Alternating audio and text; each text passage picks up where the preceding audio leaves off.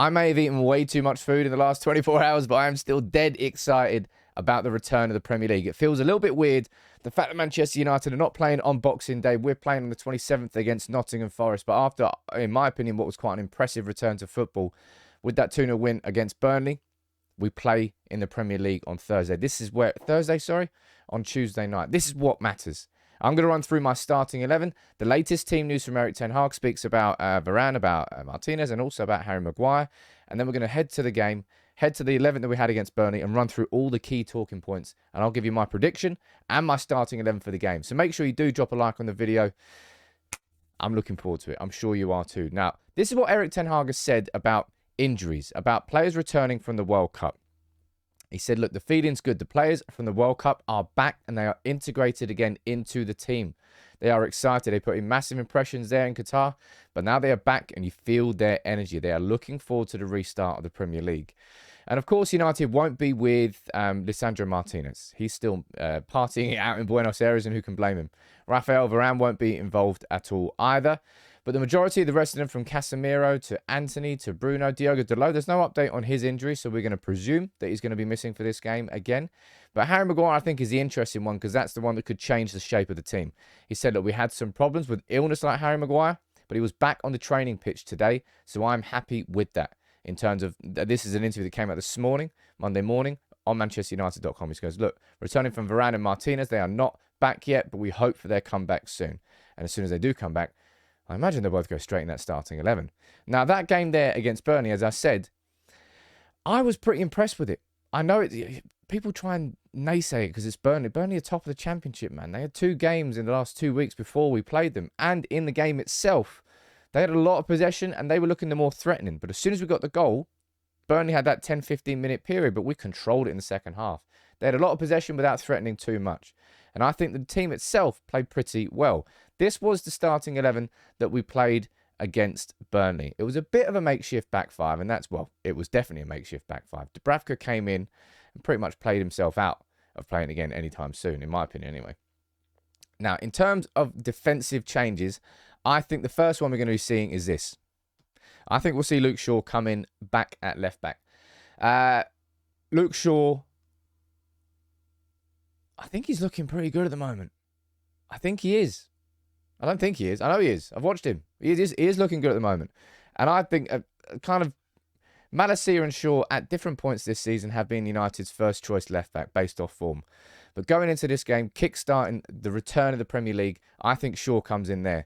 And I think Wan-Bissaka keeps his place. Now, one change we obviously need to be making is David De Gea to be coming in. There's no way that Dubravka keep... It's so weird how bad...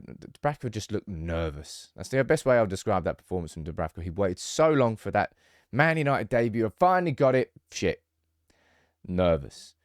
But the player, of course, who made the biggest impact in that defensive side in the game against Burnley was Casemiro. I mean, we don't need to discuss how good he is anymore, do we? Jeez, you remember before he started against Everton and people were writing him off?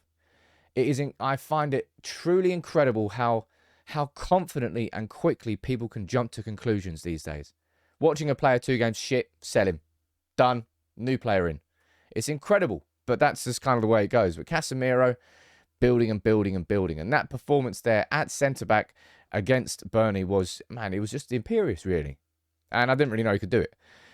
I don't think that he's going to be risking Harry Maguire. Look, he said that Harry Maguire's back on the training pitch, and I'm sure that when Maguire's fit, we'll probably see Maguire there, and we'll get Casemiro pushed back into midfield, which is his best position. I don't need to tell you that.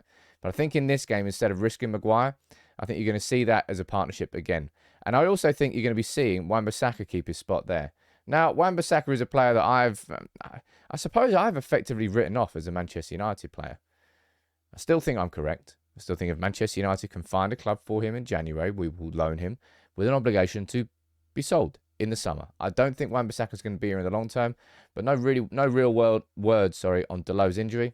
I think we'll be seeing Wan-Bissaka start there again. And in midfield, I don't think we'll make any changes whatsoever. Now, that's one thing that Ten Hag has done. Let's be honest. It's become, and I mean this in a positive way, it's become quite easy to predict Erik Ten Hag's starting 11s.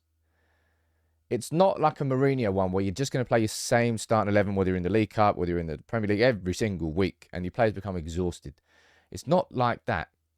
But Ten Hag really plays his players on form. And that's what I mean when I say it's quite easy to predict. You know the build-up. You know the system of Ten Hag. You know what he likes and what works. And he trusts his players. When McTominay was in form, even when we had Casemiro in the team, McTominay stayed in that starting 11.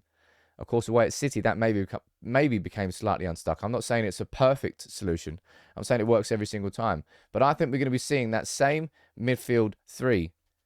I think we'll see Scott McTominay there. And I'll be honest, if I'm looking at Bruno, McTominay or Eriksen as to who I want to improve in this game, I think McTominay's levels were just a little bit below the others. I don't think he played particularly badly. But if you're going to be trying to replace Casemiro in that midfield, you've really got to shine, especially if Casemiro's playing that good behind you in defence. So McTominay, I think we're going to need a slightly improved performance.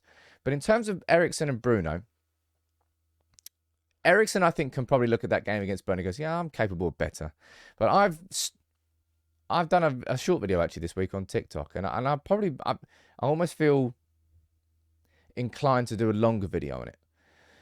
I think Bruno Fernandez is going to be the most important player for Manchester United in the second half of the season. That's my prediction.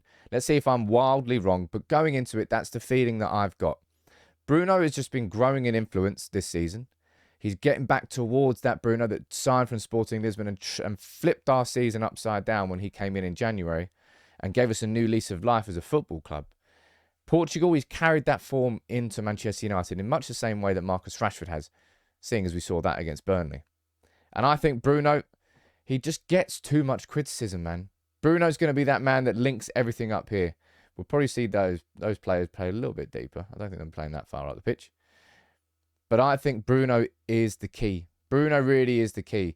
Eriksen will be playmaking from deep, receiving the balls in these sorts of positions, and he'll be looking for Bruno. Bruno is that man that links everything together in this section of the pitch. Bruno's the man that links everything together here, and Eriksen is the man that links everything together there. If they work in unison, their Venn diagram just crosses and they link up together. That's probably the way I would describe those two playing together. But Bruno, for me, gets way too much criticism, gets way too much stick. And I think he's going to be so crucial. And he'll be crucial in this game. And so will this man. Marcus Rashford, right, was such a good goal against Burnley. And Marcus Rashford, we've been saying it for a while, and it's getting better and better and better. I think that's 9 goals in 20 appearances for United this season, and he's just playing with a smile on his face, man. And he's also playing out on the right wing. That confuses me. I've never seen Rashford be doing this for United and actually doing it effectively, but he seems to be. Well, you obviously saw where he picked the ball up for the goal against Burnley, run from there, boom, back of the net. But for England, he was good out on the right wing, and I think with Garnacho coming in, Ten Hag is effectively saying, look, Garnacho is a youngster, he's 18, he knows his trade, he knows his craft out that left-hand side. He mainly plays there. But you have seen Garnacho and Rashford switch quite a few times. Actually, Rashford against Burnley played on the right wing, the left wing, and then through the middle where Martial went off. There is versatility to that front three, and I think that's the big key word, and that's why I think we're looking at someone like Cody Gakpo, because I don't think that Ten Hag wants a typical, traditional centre forward. I think he wants somebody who can play across the front three. And right now, in Manchester United colours, Marcus Rashford is that guy. He is on form. And up against this Forest side, we're going to be needing him cooking. And we need to get Martial. I don't know what we need to do with Martial. I think it's just all up to him, really. He's in the starting 11. Fitness is the key issue. I don't need to tell you that. But he needs to get a couple of goals under his belt. Hopefully earlier rather than later. Earlier rather than later? Probably sooner rather than later. I think that makes a little bit more sense. But I enjoy watching Martial and Rashford play together. I'm sad for Sancho that he's not involved in this, given how good those three were together during the pre-season. But Alejandro Garnacho, let's be honest, he's... Oh, man, he's exciting. There he is up on the wall there. I love that photo. Such a good... a bit of artwork by Stan Chow. It really, really is. But Garnacho, I think Ten Hag will be coming away from that game against Burnley and thinking he was really... I found Garnacho extremely impressive. Yes, he didn't have his final product, but he's 18, man. A big buzzword that Ten Hag uses is investment. Investment in runs. And Garnacho's extremely good at that. All three of them, Garnacho, Martial and Rashford, all three of them against Burnley, movement, dynamism, runs in behind, runs short.